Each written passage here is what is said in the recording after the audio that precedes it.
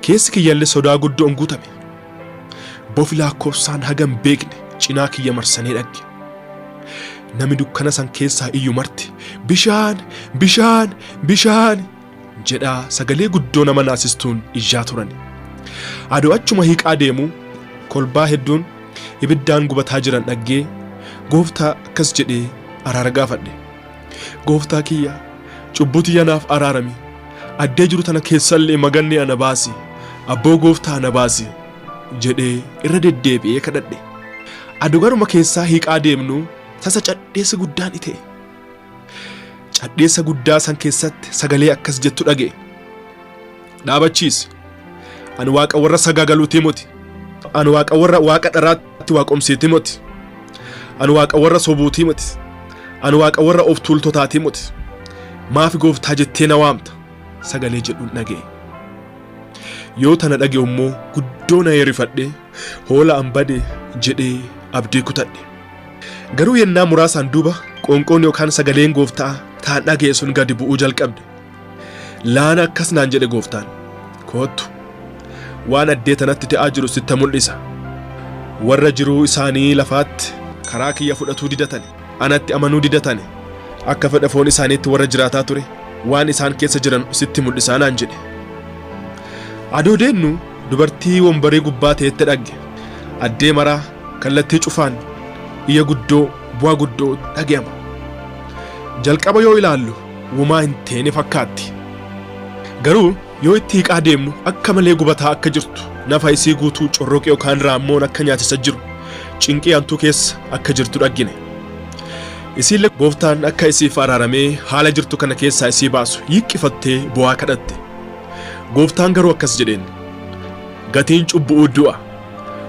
Warri addee tanatti gatamani deebi'anii asii baayisaaf carraa hin qabanu jedheen. Gooftaan namoota jalloota baay'ee natti mul'ise. Warri achi keessatti gubatan gariin keessaa warra duraan kiristiyaana turan.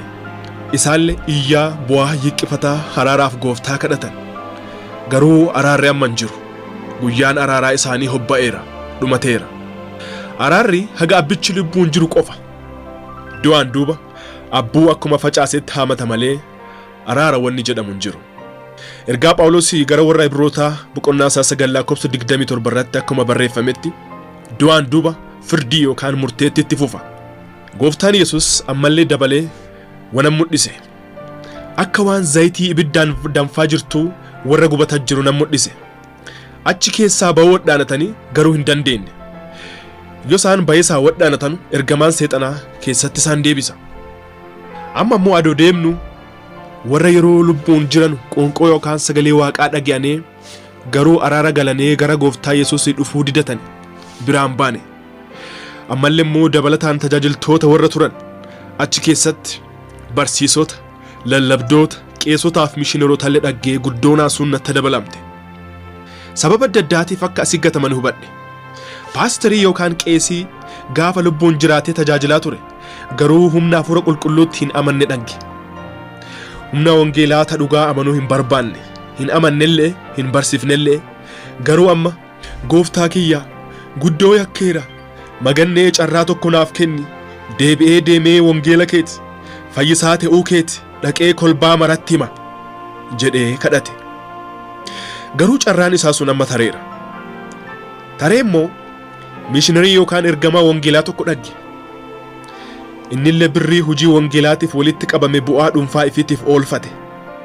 Amma immoo akka gooftaan carraa kenneefi lammoo deebi'ee birrii kasaa adoo hin ta'in ifiif fayyadamee fixe hojii wangeelaa ittiin hojjetisaaf akkasumas hojjechisiisaaf kadhate.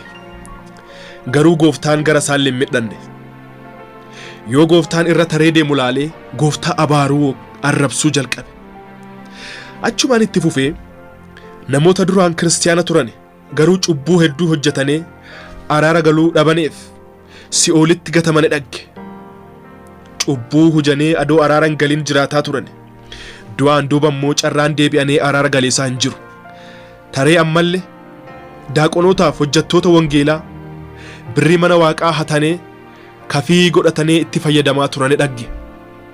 Isaallee gooftaa birrii mana waaqaa seera malee dhokannee hannee itti fayyadamaa turre abbooma gannee balleessineera nuuf dhiisi abbooma gannee jedhaa kadhatanuun dhagge garuu carraa araaraa dhaggatu hin dandeenye.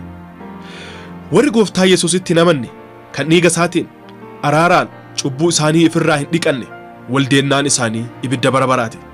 Garuu warri Yesuus ilma Waaqa jiraataatti dhugeeffatanii dhiiga isaatiin qulqulloomanii akka qoonqoo isaatti akka barsiisa isaatti akka sagalee isaatti jiraatanii waldeennaan isaanii mootummaa samaayii kan bara baraati.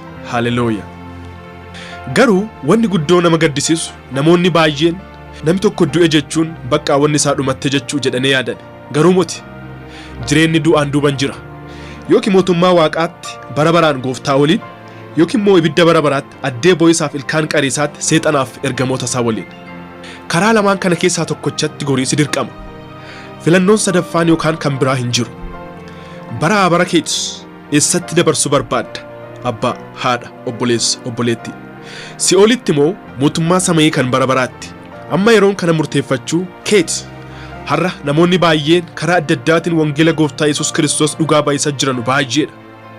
Karaan fayyinaa tokko qofa. Innilleen gooftaa Yesuus Kiristoos akkuma hojii ergamootaa boqonnaa 4:12 irratti barreeffame isaan ala fayyisaan kan biraa hin jiru hin jiraatus.